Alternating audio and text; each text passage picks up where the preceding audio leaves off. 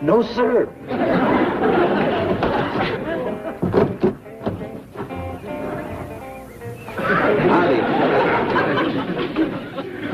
Get up from there. Yes, sir. What's the big idea? I'm mailing myself to Paris. Paris? Uh-huh. To the Folies Bergère, where they got all them dancing girls. You can't get to Paris like this. I can't? Oh, yeah. You got a stamp? Oh, now get out of there. But, Uncle Jed, Granny says for every goose there's a gander, and for every fella there's a girl. So? So somewhere there's a low-down dirty sneak with two girls, his and mine. That ain't it, Jethro. You probably just ain't been going the right places for meeting them. I know. That's why I'm headed for Paris. If you ain't got a stamp, just send me COD. You ought to try around here first. I have, Uncle Jed. For days, I drove up and down Wilshire Boulevard, smiling at the girls. And all I got were chapped lips. I'm going to Paris. Oh, you're going out back and take a nice, good, long swim. Yes, sir. Oh, hold on a minute, boy. Just thought of something. Miss Jane is coming out here today with the Beverly Hills nest of the Biddle Bird Watchers. Why don't you meet some of them girls? Uncle Jed, have you ever seen any of them bird watchers? Fire. I'd just soon look at the birds. Like nice girl? Yeah, well, if it's all the same to you, I'd rather go for that swim. I know what the boy's going through. These ways I think I can remember. Jed, somebody's been in my pantry, stole a ham and canned goods. Granny, it was Jethro. Ah, Boy was fixing to mail himself to Paris. dandy. I'll take him to the post office. Take it easy, Granny. Boy's got a problem. Yeah, no brain. Oh, it seems he's having trouble meeting girls. Here comes somebody. Looks like Miss Jane and her bird watchers.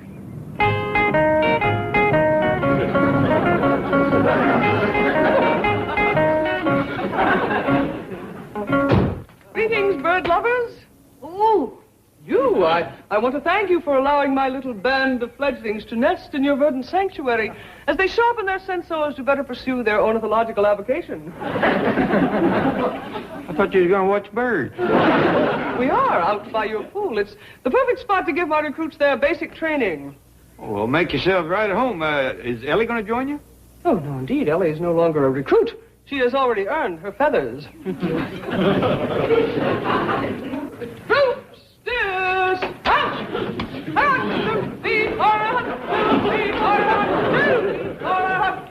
Jed, you said Jethro was having trouble meeting girls. There's a whole busload. Granny, they ain't exactly the kind of girls that Jethro cottons to. Why not? Well, they... You mean there ain't one of them girls that Jethro would like to meet? Well, I wouldn't say that. Granny, Mr. Clampett, I should like you to meet Miss Athena Armstrong. Howdy, Miss Armstrong. How do you do? Howdy, huh? I bet you're going to like the Biddle Bird Watchers. Oh, I'm not a recruit.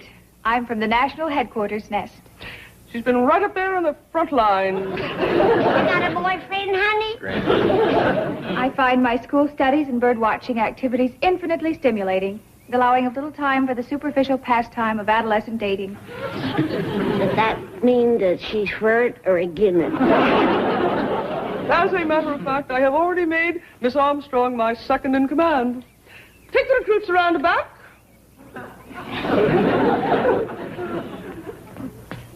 Dead shot! Right, hiss! Forward, hutch!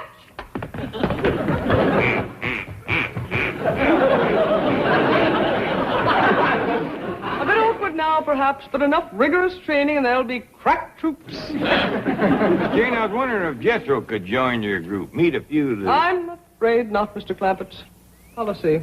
Several recent incidents have made it necessary to confine male-female fraternization on our bird-watching expeditions to that done by the birds themselves. Kiddo! That's too bad. There's one girl in that bunch Jethro could take a real strong liking to. Hey, Jethro! The Biddle Bird Watchers is a-coming. Let me out of here.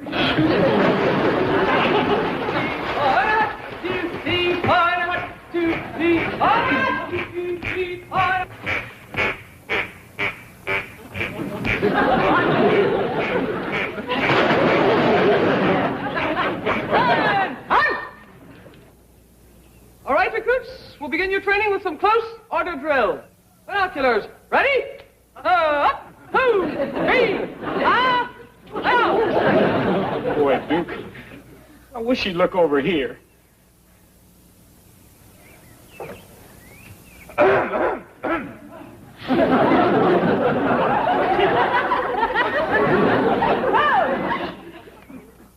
Jethro, would you please stop that? You'll scare away the birds. But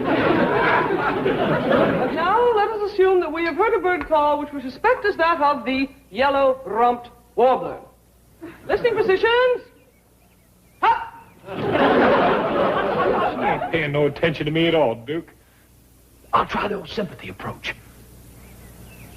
Baby!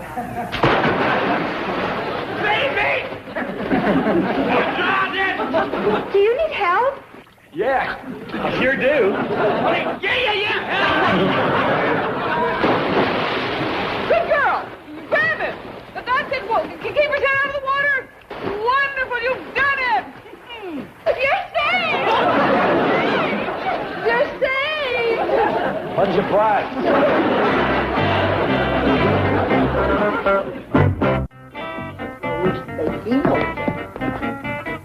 That big cluck, Jethro. Must have had 50 pounds of canned goods in that box, and he forgot a can opener. No matter. If the boy gets hungry enough, he knows them open with his teeth. Well, he better quieten down, now that his girl problems is settled. Settled? How? He's decided to join the Biddle Bird Watchers. Oh, Miss Jane told me they don't take fellers. I told him that, but he said that he thought up a sure way to make her change her mind. Well, he's just wasting his time. You see that?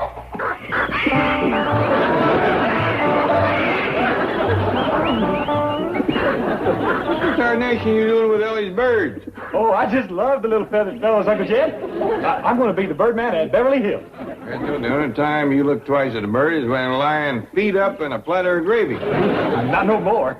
All of a sudden, I just think they're terrific. I love them. I'm crazy about them. And you seen that Miss Athena? How'd you know? Wild guess. So long. Oh, Jethro just walked off with every one of my birds, and he won't tell me why. Well, Ellie, child, I think he just took a strong liking to them all of a sudden. He thinks they're terrific. He loves them. He's crazy about them. Well, maybe so, but I think it's because he's seen that girl Athena. I think you're right. And so, recruit Lolita, for your valor and heroism in life-saving, I hereby commend you in behalf of all Biddle Bird Watchers everywhere. All right, let's hit it for recruit Lolita. Ah! Ah! Miss Jane. Miss Jane. Hi, Jethro. Howdy, Lolita. Howdy, Athena. Jethro, why are you here? I'm in love with birds. See how they sets all over me? What birds? These, my little feathered The dirty varmints? I mean, the little darlings must have flown away. Yep. But I hope you let me join the Biddle Bird Watchers anyhow. Granny says you don't wow fellers, but I got a powerful hankering to watch birds. I see in your eyes that same burning passion I felt when I sighted my first red-bellied nuthatch. You do? Oh, yes. And I cannot bear to see such enthusiasm nipped in the bud. Perhaps you could join us on a probationary basis and we could... Hark! I believe I heard the call of the yellow-headed bush-tit. Who there? Binoculars, we're ready! Up! Hey! Keep scanning the low shrubs along the... Jethro! Jethro! Don't worry, Miss Jane. I'll find that little yellow-bellied whatchamacallit.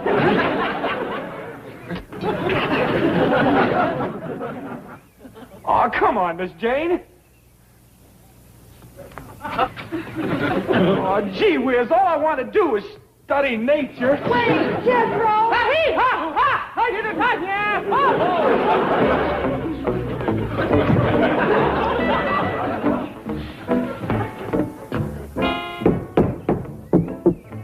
Mailman.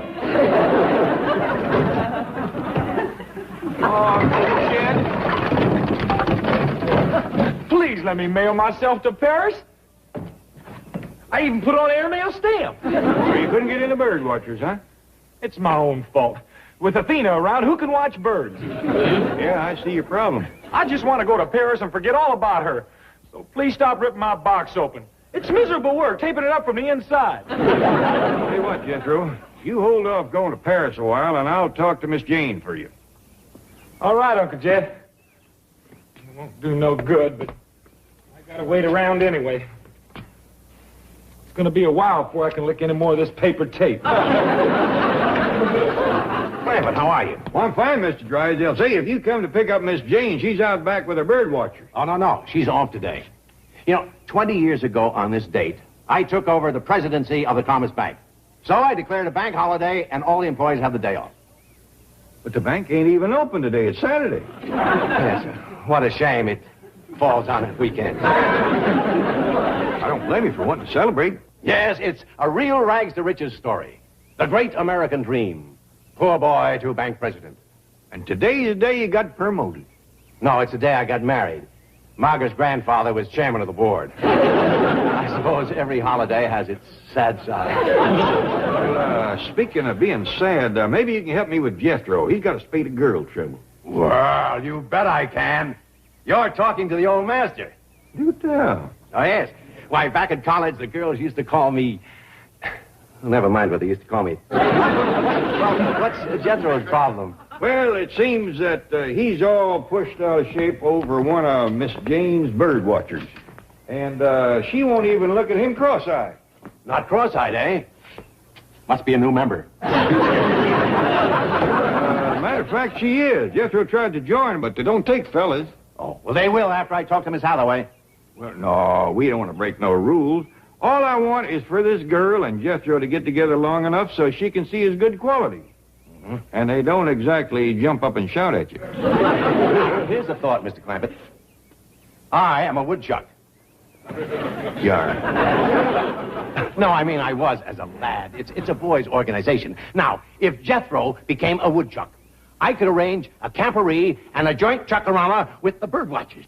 I think we better start over from the part where Jethro turns into a woodchuck. She loves me not? She loves me? Jethro, your girl troubles is over. Did you get me in the bird watcher? No, but listen. You are a woodchuck. Well, you don't have to call me names. It's a club. A girls' club? No, boy. Thanks. It's just as good. Mr. Drysdale's arranging for the woodchucks to have a camporee and a chuckarama with the bird watchers. Uncle Jed, are you making fun of me? Mr. Drysdale is down by the cement pond right now with the junior assistant chief woodchuck himself. Miss Hathaway, meet woodchuck Stanley Kragelman. How do you do? Pleased to meet you. Why, what an impressive array of awards. I have all 94 achievement awards offered by the woodchuck. Being an old chuck myself, Stanley has agreed to come out and help me talk to Jethro about joining. Excellent. The little bird watchers always feel a kinship with groups that venerate the great out-of-doors. Well, Woodchuck Kragelman, I must return to my recruits. I have them scouring the underbrush for rock wren nests. Good hiking! Just a minute, Miss Hathaway. I want you to plan a little get-together today for your bird watchers and the local woodchuck chapter. I'm terribly sorry, Chief, but our rigorous training schedule simply won't permit it. Now, look, it's costing me a new clubhouse to get the woodchucks to cooperate. Now, don't you give me any trouble. Excuse me. You're a woodchuck, aren't you? That's right. I've never seen so many badges. I have all 94 achievement awards offered by the woodchuck. Oh, my. You must be a double-toothed woodchuck. Triple. Oh, girls, come on the double. There's a triple-toothed chuck up here. Uncle Jed, I'm much obliged for what you're doing, but I don't want to be a woodchuck. Sounds stupid and dumb and silly and what...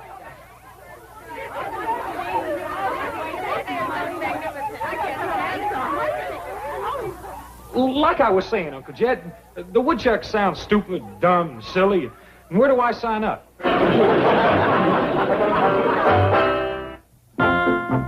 Boy, no wonder Athena went for you. Well, you got more trimming on you than a Christmas tree. These are achievement awards, Jethro. Well, when I become a woodchuck, I'm going to have me twice that many. Really? Mm-hmm. I'm going to buy me enough to cover me head to toe. You can't buy these. They have to be earned. Now, this is the Woodchuck Handbook. It tells all about them. How many of those things you got? I have all 94 achievement awards offered by the Woodchuck. Woodchuck ho! Woodchuck ho! Woodchuck ho! Hold on, you aren't a woodchuck yet. Ah, but he soon will be. They're having a special initiation for you this afternoon. Swell. I hope Athena will still be there by then. I've already arranged for the bird watchers to attend your initiation, including that certain someone. Dog! What someone? Athena! Oh, yeah. I was just telling Jethro about the achievement awards. He might as well start on one even though he's not initiated. Oh, that's a good idea. Oh, Jethro, you're going to love chucking. I remember the good old days when I was a junior assistant chief woodchuck. You? You'd better believe it, son. Oh, I took my pack on some great outings. A hike through the Federal Reserve Bank. A camp out in the vault of the Savings and Loan. Drysdale, my pack doesn't do anything like that. We learn first aid and community service. First aid community service. What are they teaching American youth? But I don't care, just so long as you get something shiny from my uniform. First aid community service. The woodchucks are going to the dogs. Jed, where are you? Oh, Jed. What you all excited about, Granny? Look what I found out on the front porch. Oh, I see you found Elmer and Porky. Are these yours? Yes, I brought them to show Jethro. Well, that's fine. What are they? Guinea pigs. Hip, hip. Hello. Pigs. Them's the smallest pair of porkers I ever seen. Just runts. Is they full grown? Oh, yes. But it's taken 2 years of careful feeding to get them this big. Hey, where's Stanley? He said he was going to give me a couple of his guinea pigs so I could get my first achievement award. Don't get your hopes up, boy. Both his hogs together wouldn't make a good-sized pork chop. Then I'll raise something else. It says here, don't have to be guinea pigs. To qualify for this award, you can raise hamsters. Hey, here's something I know about. It says you can build an ant farm. There you go, boy. You'll have a full set of teeth before you know it. Very well, recruits. You have now completed phase 1 of your basic training. However, before we continue on to phase 2, I have a special treat for you. We are going to attend the woodchuck initiation ceremony of Jethro. Hooray! I hope it will not be necessary for me to remind any one of you that this is a solemn occasion. Well, there's my ant farm. Take a look. There's the barn, and the farmhouse, and the silo. Wait a minute. Something's missing. What? The ants. Time for your initiation, Jethro. What's that? Well, that's my ant farm. Jethro, an ant farm is supposed to be put between 2 sheets of glass. Glass? That's great if you don't mind squashed ants. I wonder if that's the way he raised them 2 pigs.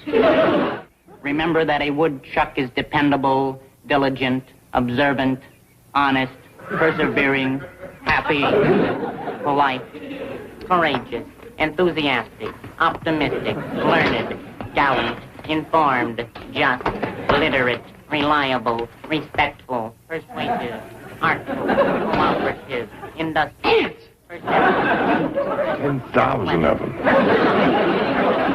determined, flexible, zealous, energetic, sagacious, faithful, honorable, modest, neat, orderly, philanthropic, and sincere. And now, as I present you with your own handbook, I hereby appoint you a woodchuck.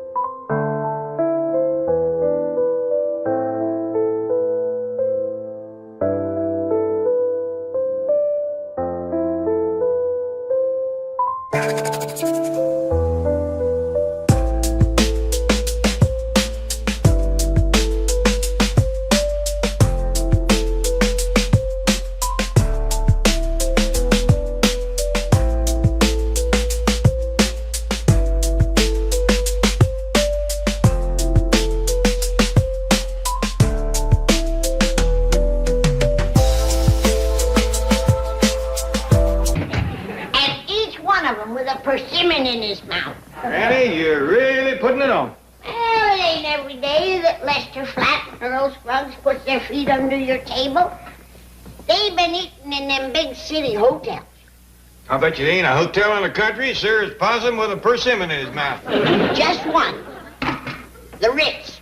Are you sure? That's where I got the idea. The Ritz Hotel in Bug Tussle. Morning, Paul. Morning, Granny. Morning, daughter. Morning, Nellie.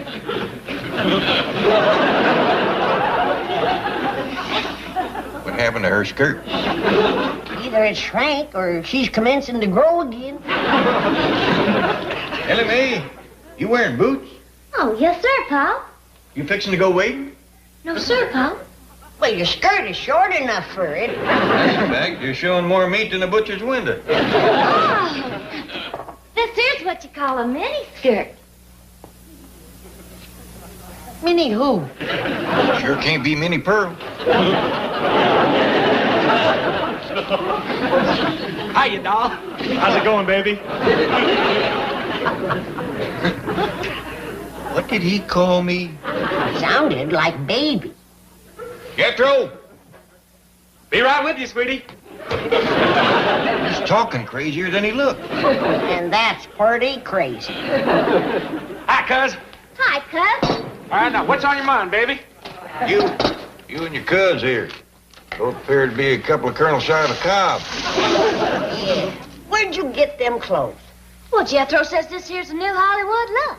Hey, you two can wear them square threads and act like a couple of rubes if you want to. But Hollywood's done rubbed off on Ellie and me. Get with it, baby. You do that one more time, and I'm going to change your Hollywood look to a Hickerwood look. Now you're talking. Go put some decent clothes on the both of you before Lester and Earl gets here. Well, Paul, that's why we got on these here fancy duds. Threads. Yeah, 'cause Lester Flatt and Earl Scruggs is a-coming out. Winging west. Yeah, to make a movie. To lens a flick. Yeah, Jethro says I can act it, and he's gonna direct it. I am going to make it, and we is going to preem it at the Grumman's Chinaman. Yeah. That's where they preem all the big flicks, baby. Don't call me that. All right, sweetie. I'm gonna cut me a hickory switch. I'm going with you. I can use the fresh air. You reckon them two brush apes ever going to get any class? I don't know, Jethro. Don't call me Jethro. When you talk Hollywood, you got to add things like chickie or baby or sweetie or... That must be Mr. Flatt and Mr. Scruggs. Not Mr. Flatt and Mr. Scruggs. Oh, never mind. Just stand back and listen to me. Earl, I don't know about you, but I just can't wait to sit down to some of Granny's back-home cooking. Hope she ain't forgot how after all these years in the big city. Oh, you don't have to worry about that. The Clampetts is one family that just don't change. Howdy, baby. Hiya, sweetie. Was that Jethro? I think so, but who's Baby and Sweetie? Lester Baby, Earl Sweetie. It's us. Ellie Mae, are you expecting rain? Yeah, why? You sure are dressed for high water. Oh, this here's what you call a mini skirt. Minnie who? Sure can't be many pearl. Stashed your leather in a spare room. Well, how about it, dolls? You gonna ink us to a deal? Do what? Assign us to your movie. Me acting and Jethro directing. What movie? The one I read about in the trades.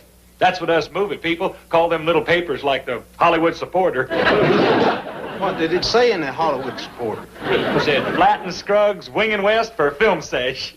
Oh, they must have meant the commercials we're out here to film. Commercials? Yeah, we're going to do some television spots for Foggy Mountain Soap. What do you think, Jethro? Baby? We better huddle with our 10%er. What does that mean? I don't know, but all the big stars and directors does it. We'll get back to you, sweeties. Don't call us, we'll call you. Jed and Granny changed like them. We can forget the back home cooking. Lester and Earl. Well, Howdy, Granny. How Hello, are you? Jed. Good Granny. to see you. Jed, how are you? Well, just as fine as snuff and half as dusty. How long you been here? Just a minute, been talking to Ellie and Jethro. Say, is Jethro really a movie director now? You betcha. Well, Granny and me wouldn't think of stepping in front of a camera without that boy doing the directing for us. Come on out to the kitchen, Granny. Got a treat for you. Now, Jed, just a minute. This treating business is a two-way street. We know what you're hinting at, Granny, and it's our pleasure. That's a fact. This is one place we don't mind singing for our victuals. I just hope her music is as good as Granny's cooking. It won't be, but I don't expect the impossible.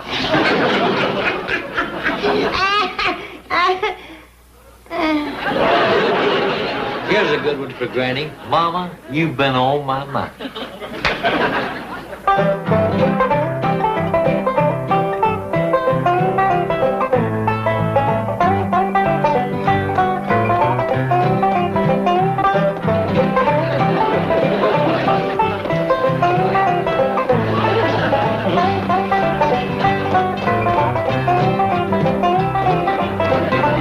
Even though my mind is hazy and my thoughts they might be narrow, where you been don't bother me. Or bring me down in sorrow. It don't even matter who you're waking with tomorrow. Mama, you're just on my mind. Mama, you're just on my mind. When you wake up in the morning, baby, look inside your mirror. I won't be next to you. You know I won't be near. I'd just be curious to know if your reflection is as clear as the one that I've got on my mind. As someone who has had you on his mind. Just breathing to myself, pretending not that I don't know. Mama, you've been on my mind. Mama, you've been on my mind.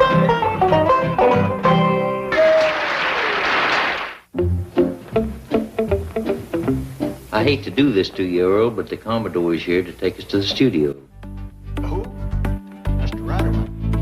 He's the head of the advertising agency. Yeah, on the boat, like they call the Commodore. Oh, he's already had his lunch, Granny, but I would like you folks to meet him. Come on in, Commodore. Well. You've heard Earl speak about our friends and Clampett. Well, here they are. Granny, Jed, Commodore,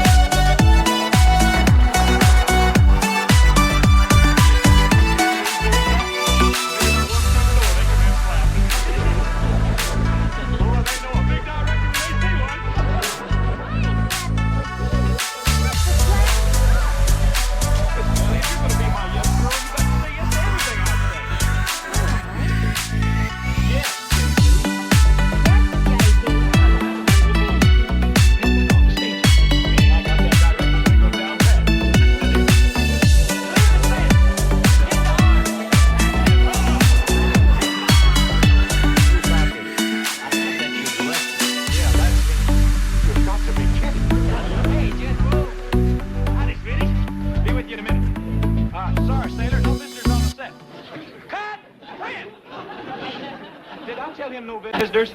Yes, J.B.? Jethro, this gentleman is the head of the agency that's making these commercials. Commodore Stuart Ratterman. Well, glad to meet you, Stu, baby. Don't call me Stew, baby. My name is Ratterman. All right, Rat, sweetie. How about calling me Commodore? You're on, Commie. Hit the grips, strike the booms. Let's see some dolly.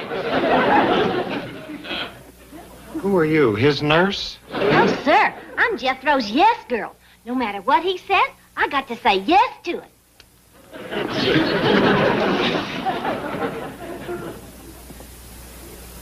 Maybe the kid isn't as dumb as he acts. Oh, no, Commodore. She's Jethro's cousin, Mr. Clampett's daughter. Oh.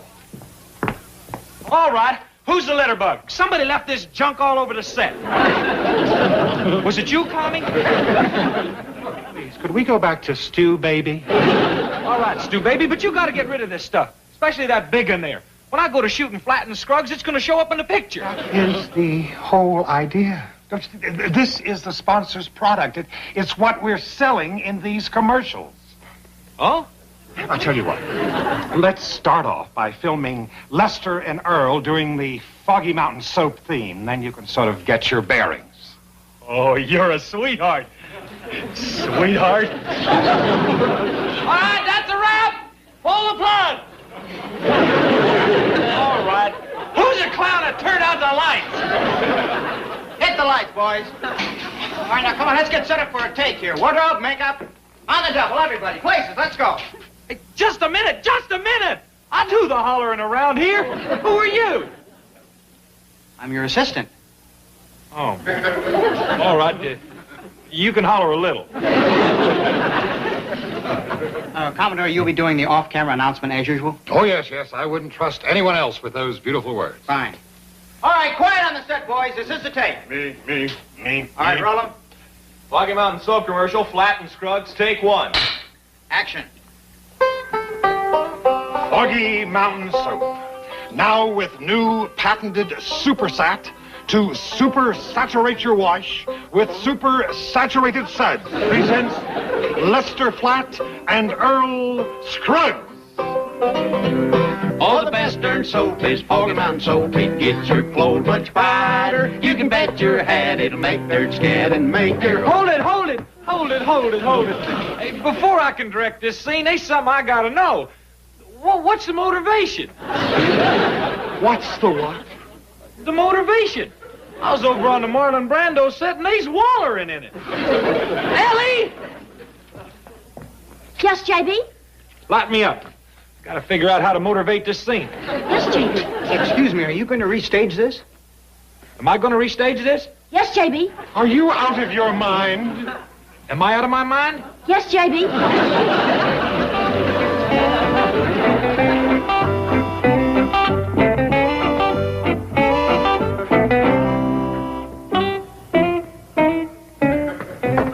What's the matter, J.B.? Ellie, I think I done overmotivated.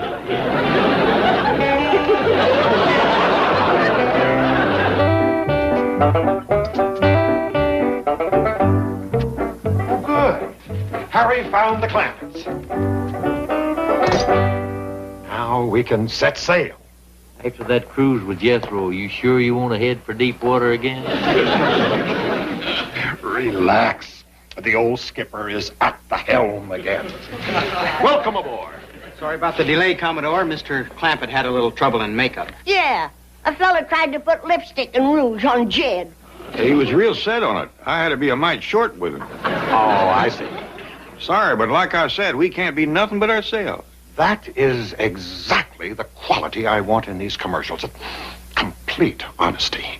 Good. Well, now, if you will just sit down right here.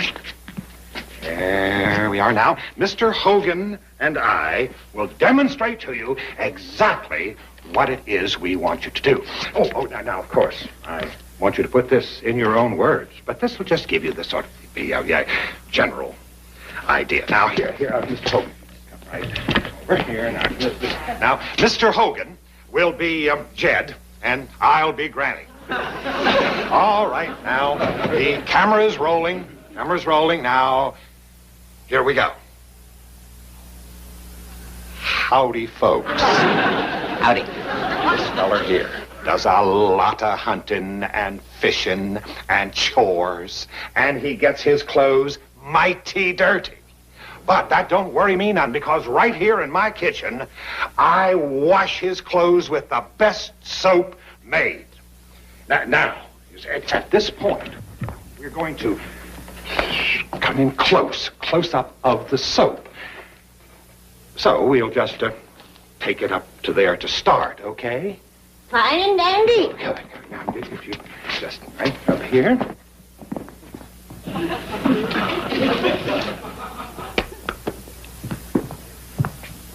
Shall we have a rehearsal, Commodore? Oh, no. I want this to be completely spontaneous. We'll just roll film on the first take. Right. You're at it again, and I done told you one. You want a shiny nose. You want a shiny eye. Roll 'em. Foggy Mountain soap commercial. Jed and Granny, take one. They get your nose one way or another. When I say action, you start talking. All righty, action. Are we on the television now? That's right, the film is rolling. Will the folks back home be able to see us? You bet they will. Hello, Pearl! Howdy, Pearl. How's Jet 3? Hello, Luke Short, and everybody down at the general store. Hey, Luke, next time you butcher your hog, be sure and send us some fresh cracklings. Yeah, the last one's turned rancid on the road. Howdy, everybody. Dora Gabbett. And Fatty Bill Excuse me, Jed and Granny, could you just talk about the washing now? Oh, all right. Thank you. Say, you know this fella does a heap of hunting and fishing and chores and all. And he gets his clothes powerful dirty. But that don't fret me one bit. 'Cause here in my kitchen I use... Wait a minute. This ain't my kitchen. Granny, couldn't we just pretend this is your kitchen? Well, that would be telling a fib. Wouldn't it, fellas? That's right, Granny. And the Commodore wouldn't like that. Oh, he's a regular hog about honesty and integrity. Thanks, fellas. Granny, I tell you what. I am going to give you this kitchen. I don't want it. Why not? 'Cause it's 3 miles from my cupboards. It's only got 2 walls and no ceiling. And besides, even Jed couldn't afford the light bill. Keep one fella busy just changing bulbs. I tell... suppose we just don't mention the kitchen at all. You just say that you keep his clothes clean with the best soap made. That's honest. I'll do it. Good. Okay.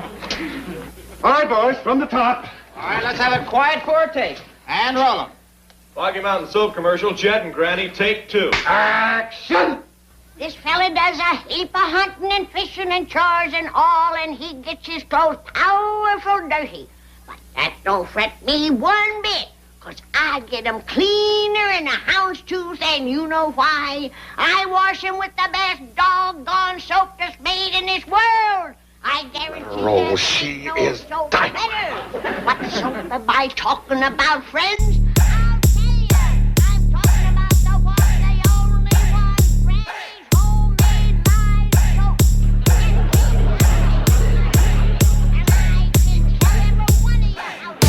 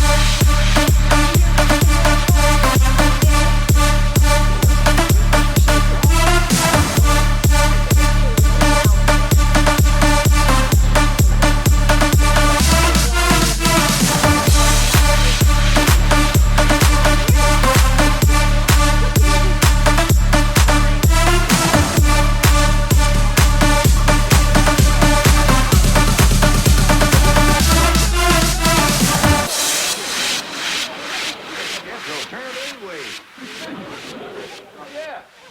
Good thinking. Yeah, that's really using your head. You know, Uncle Jet, for an uneducated man, you're real smart. Thanks, boy.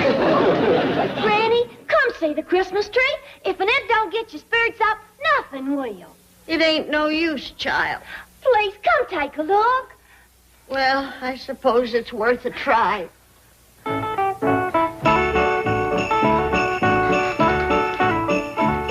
take a look.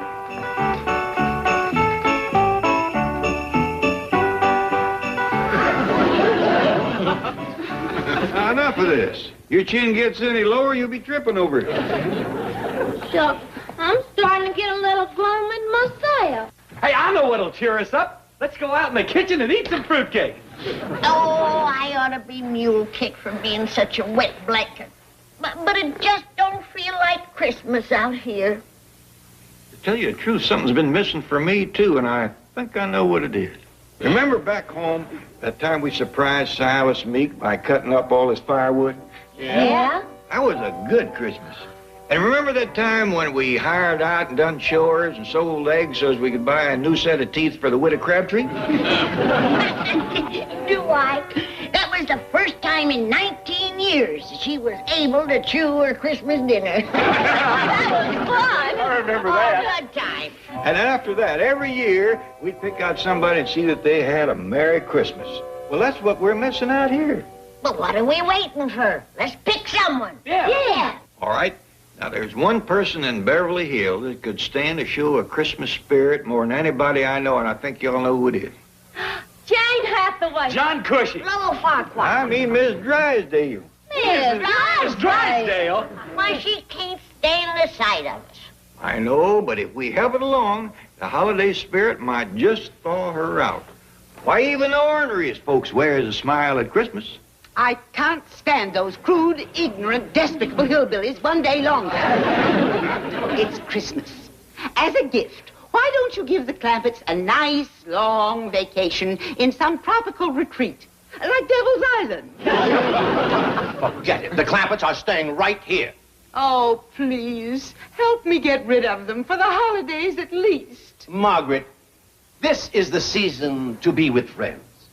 And the Clampetts are my closest, dearest, warmest savings account. You're impossible. All you care about is making money. So what are you trying to do with that Christmas rummage sale of yours? That's different. The proceeds are to go to underprivileged families over in Brentwood. Brentwood?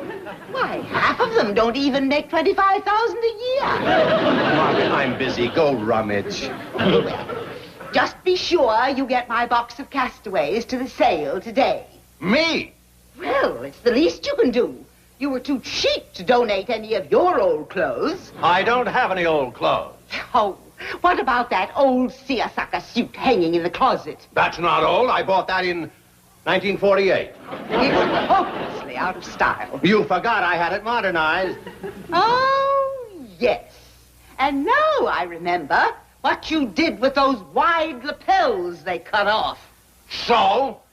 They happen to make a very nice pair of seersucker socks. All right. If you're all so determined to know what Miss Drysdale wants, my mind-reading potion will tell you what she really wants. Well, Granny, ain't you for the idea? Oh, I'm for it. But getting some friendly out of her with presents is going to be harder than getting good sense out of a turkey. I got your table all set up outside for you, Granny, just like you wanted. Good. Granny, I don't recollect hearing about your mind-reading potion till today. Of course you ain't. Experimental, top secret. Why, if this was to fall into the wrong hands, I shudder to think what... Stand back. Mind-reading potion, smoky and green, deepest dark secret never been seen. Come up and out of your faraway haunts and tell us the present Miss Drysdale wants. You getting anything, Granny? The reception ain't so good. Wait, something's gone through. What is it, a new churn? No, it's a corset. No. Wait, I see it. Clear as a bell. It's shoes. She wants new shoes. Well, Granny, them's your shoes. Your potion done it through the table.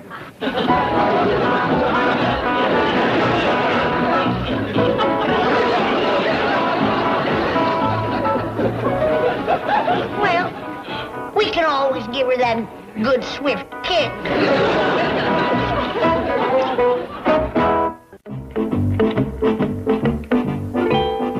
Chief, I have called every trucking firm in the directory. The least any of them will haul your wife's rubbish to the sale for is $5.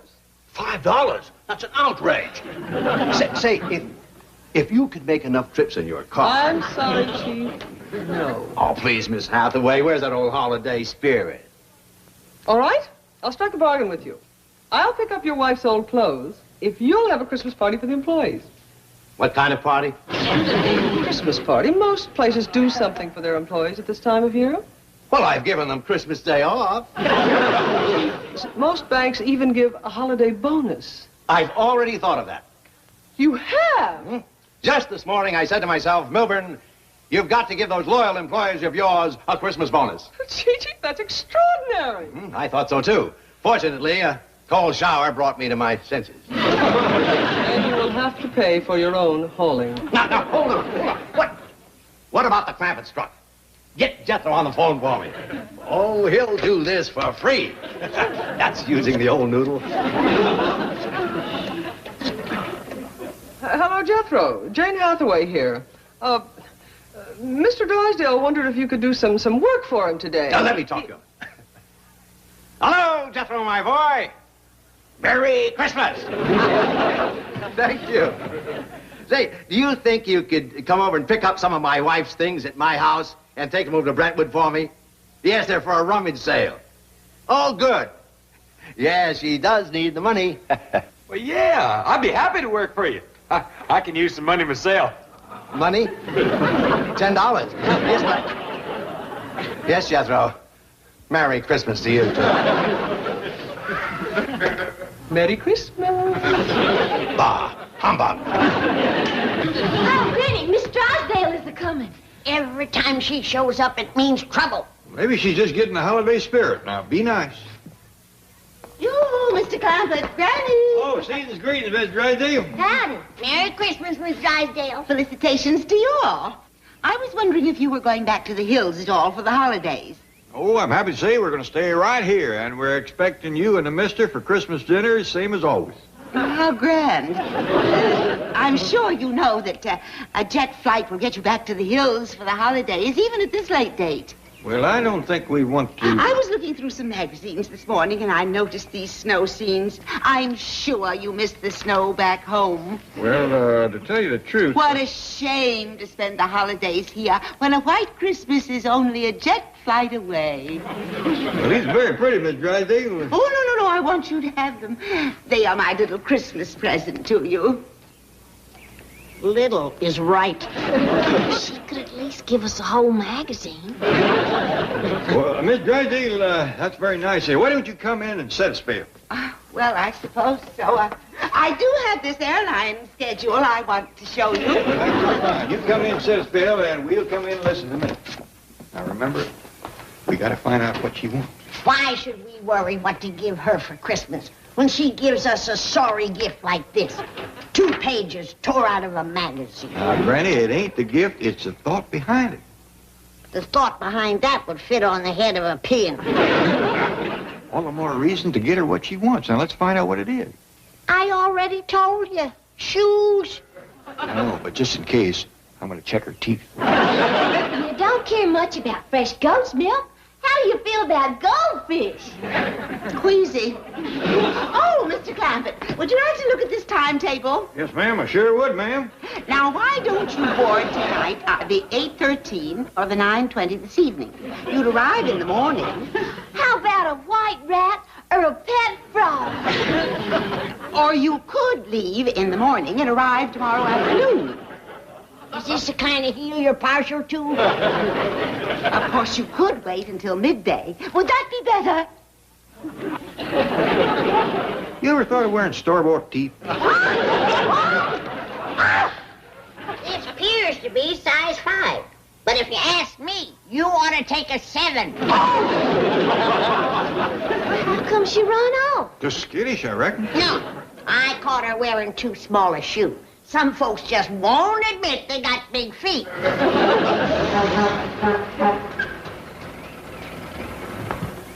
Boy, you should have seen Miss Drysdale. She was bouncing along like a buggy with a square wheel.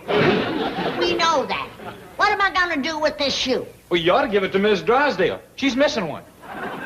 Good idea, boy. Well, you'd feel sorry for her, too, if you knew what she has to do to get her shopping money for Christmas. Well, what you mean, Jethro? She's got to sell off a whole bunch of her things. Oh, no. Drysdale's ain't lacking for money. You sure? Well, Mr. Drysdale told me himself. He hired me to take all this stuff over to Brentwood and sell it. Said Miss Drysdale needed the money. I've known that man to get into penny pinching moods, but this takes the fuzz off the peach. Oh, Jed, she's having to sell her nicest thing. So sad. And after the way I mean-mouthed her, too. Granny, even her fur piece. Oh, it must have broke her heart to part with these. Every box is just filled with high-fashion finery. Having to sell her clothes. And at Christmas. I know now why she could only give us a couple of magazine pictures. She sure wears funny-looking socks. Appears to be made of seersucker. Got buttonholes in them. I feel so sad. We just got to give this poor woman an extra nice present at Christmas. Yeah, to help her to forget having to part with all these pretty clothes. You just hit on the best present of all. What? These, her very favorite things. We'll go down to where she's selling them and buy them back for her. Yeah. Gift wrap them and everything. And surprise her. Oh, Jed, just wait till she opens the boxes on Christmas morning. One humdinger of a look on her face.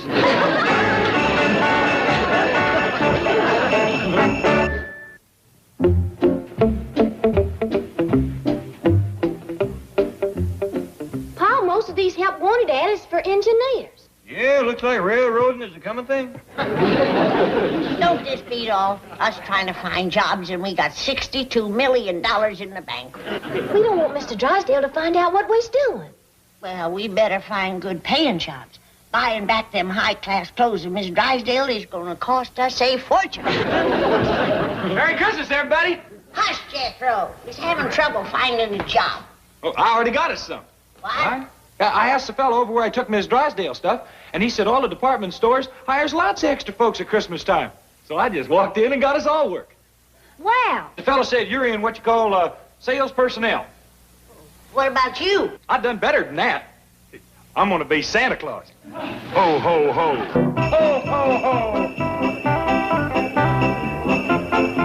Ho, ho, ho. Ho, ho, ho. Who wants to see Santa next? Ho, ho, ho. Jethro, I can do them ho-ho-hos better than you. Let me try being Santa. You dumb old elf. Girls can't be Santa. You look silly in a beard. Besides, it took 5 pillows and 19 helpings of Granny's grits to get me up to size. Ho, ho, ho. Sales girl, customer here. Quit your hollering at Miss Drysdale. You, what are you doing here? Oh, honey, you'll find out soon enough. And that's all I can tell you now. You want to buy this? Oh, no. I was just looking. Oh, got your heart set on it, and you can't afford it. Where's the manager? I've got to get out of here. Let's way to the nearest exit. Merry Christmas, Miss Drysdale. Granny? Jed, Miss Drysdale was just here. Miss Drysdale? Oh, and it would have liked to broke your heart. She was admiring something I know she didn't have the money for. Well, you should have given it to her. I did. And 2 more besides. Good. How you doing here? Well, I ain't exactly setting the woods on fire. What do you sold? Nothing. But then this ain't my kind of stuff. What are you selling? Shotguns and rifles over in Sporting Goods? Now there's something I could do business with. Let's trade. I don't know, Granny. What are you selling here?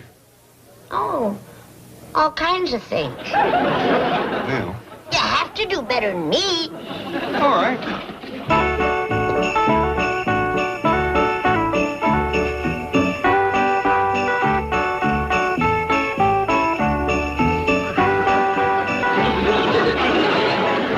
Now look, fellas, I know you're all wanting Santa to bring you the X-89 Super Missile Launcher. But if I was you, I'd ask for the Surefire plastic aircraft carrier. It's cheaper and a lot more fun. I know. I got one. Excuse me, are you a manager? Oh, yes, ma'am. May I help you? It's about your Santa Claus. Oh, dear. Well, now, if there's been any problem. You see, he's just part-time. Our regular one. I wanted to thank you for him. I've never seen anyone with such rapport with children. It's just as though he had the mind of a 7-year-old. Well, you may be closer than you think. Listen close. I got another tip for you. You know them socks you hang over the fireplace on Christmas Eve? Yeah. That Santa fills with fruit and candy and stuff? Yeah. Well, this Christmas, have your ma make you up a sock like mine. I mean, like my friend, Jethro Bodine's. Then, what you get, if you eat slow, will last you clean through to Easter. Mr. Van Hook, I think you better come quick. It's the new salesman on counter 18. Hold it. A salesman in negligees and nightgowns? Don't knock it. He just sold out the entire stock in 20 minutes. Oh, how did you do it? I've never heard of anyone moving merchandise like this before. Shucks, ain't nothing to it when you're giving it away. You gave it all away? It is Christmas. Besides, I was just too embarrassed to try and sell them flimsies and the like. You're going to pay for this. Oh, I plan to. You just call the Commerce Bank, and they'll tell you I'm good for it. But don't say nothing to Mr. Drysdale. We're doing all this to surprise his wife. What a salesman, huh, Mr. Van Hook? Tate, if you don't shut up, I'll have you pounding a beat in the bargain basement. Chief, your wife's on the phone. Tell her I'm at the North Pole. I think you better talk to her. She's calling from the city jail. Where? She was picked up for shoplifting in Wrigley's department store. And they caught her walking out with 3 nightgowns in her purse.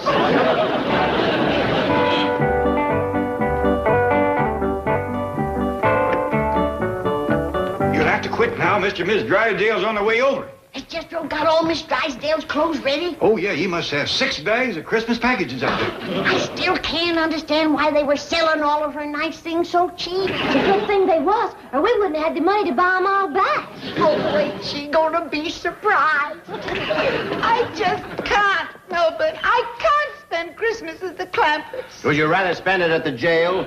You were released in my custody, remember? And the Clampets say they have a surprise for you. Oh, very well. Come in. Season's greetings. Why, what a beautiful tree, Granny. Merry Christmas. Directly, we're going into the fancy eating room and have our turkey. But first, Santa Claus has got something for you, Miss Drysdale. Come on.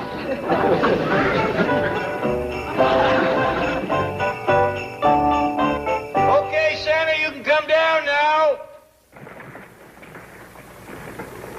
Ho, ho, ho.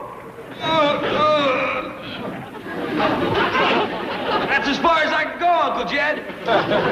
Drysdale, I'm afraid Santa's going to be a little late this year. I bet she can wait if it means getting a pair of seersucker socks. Well, Santa's climbing out. We might as well eat. It's one little thing first, Ellie. We wish you a Merry Christmas. We wish you a Merry Christmas. We wish you a Merry Christmas. And a Happy New Year.